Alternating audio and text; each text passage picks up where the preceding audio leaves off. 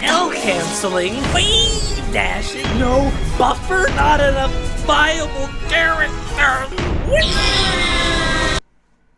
Hello, I'm Carra, and today I'm going to be talking about the grandpappy of the modern-day platform fighter, Super Smash Bros. Melee. Shut up about 64, I know about 64. This is a bad year, as we all know, and are constantly reminded, but one of the few shining little good things that come out of it is slippi.gg. If you're unaware of what Slippi is, it is basically, it's a new way to play Melee. It adds rollback netcode, replays, and my personal favorite, random and integrated matchmaking. This is, very easily, without even question, the greatest thing to happen to Melee since the dock. The netcode just like completely expands who you're able to play Melee with. You can basically play anyone in your country. If you're in Europe, anyone in Europe. It expands the region just massively. And rollback, I feel like, is like a main part of the focus of what most people talk about when it comes to this, but personally, the integrated matchmaking, I think, is actually such a huge deal. The fact that you're now able to just open up Melee, press bing bong boom, and bam, you're in the game. You're just playing some random person who's probably way better than you.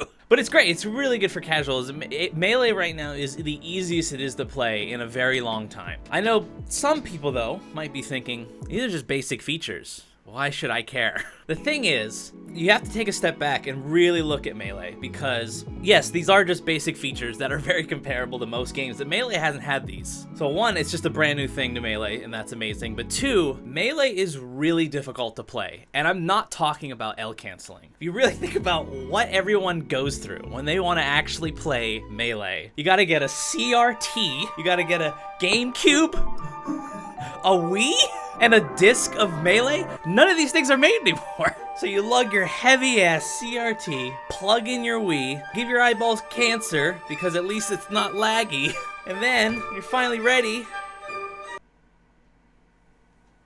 Oh yeah, you need friends. Okay, so let's say you want to play online and you don't have a CRT and you are a modern human being.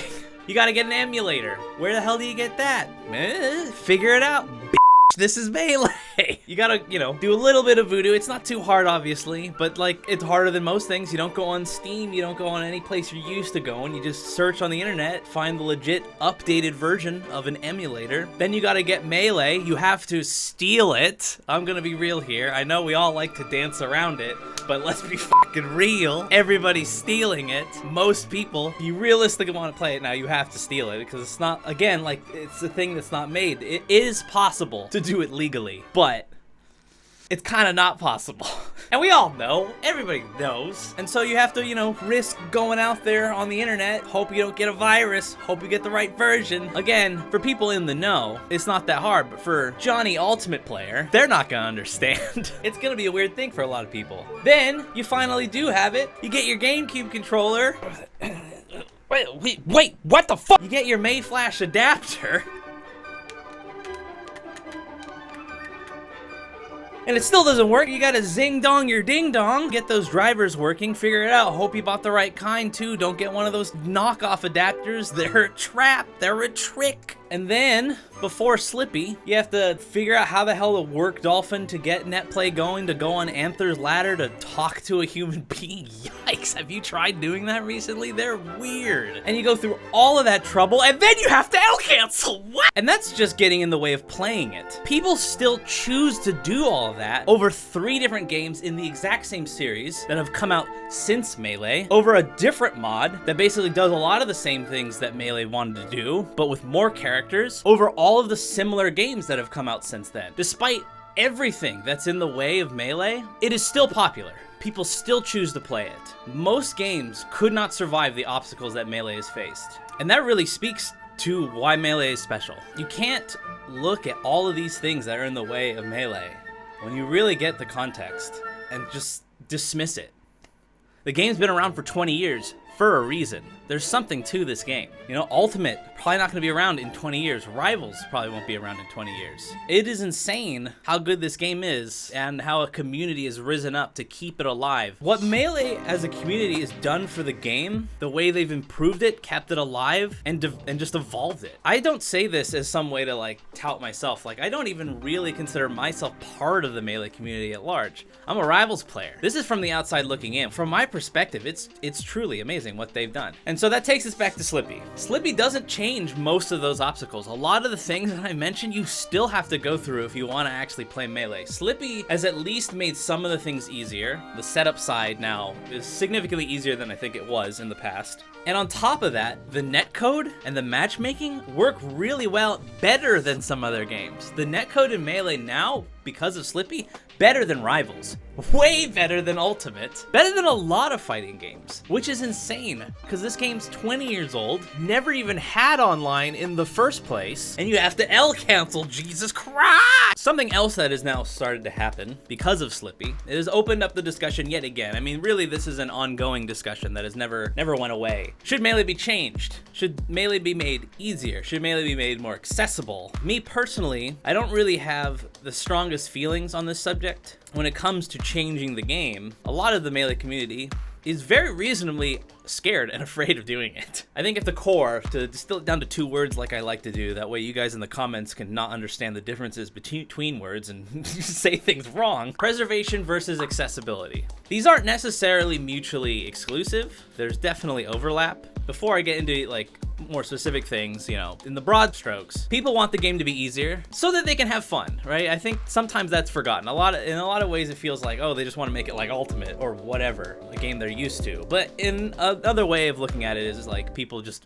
want to be able to do it at all. But on the flip side, people who don't want changes in Melee, I think a lot of people are afraid that, you know, Melee will get gutted. What may have made Melee special and lasted all these years, that might get removed, that might get changed in some way, that maybe Melee will get diluted because of that. You know, it's the mentality of you don't want to fix what isn't broken. I understand both sides. I think both sides have validity. Obviously, you know, like real life, as all things, the truth is somewhere in the middle. Accessibility will lead to more people playing the game, but I think preservation, keeping Melee what it is also important, just for the sake of history and understanding what Melee does and what it did right, what it did wrong. I think all those things in a lot of forms should be preserved. Melee is this combination, this solution of all these different factors and ingredients, community involvement, developer abandonment, lightning in a bottle, that have just made Melee this long-lasting force. And people are reasonably, they don't want to fuck with that. But on the flip side, UCF, Slippi, these are examples that some change can be extremely healthy for the game. Then there's like some fringe ones